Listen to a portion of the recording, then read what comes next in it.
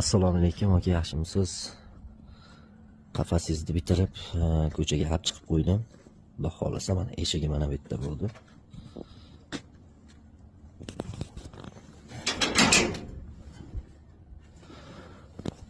Uyalari mana.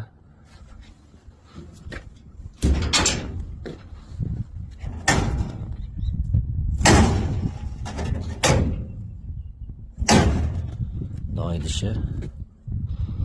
Mana metga tuxumni dumalab keladi. Mana. Mana yerdan tozalash kerak bo'lsa, mana yerdan ham tozalasa bo'laveradi. Hop, mana qushdiki mana. Qush qafasiz ham tayyor bo'ldi, xudo xolasa. Ichida mana uyalari. Orqasida addinli eshigi bor. Dev tekstolit.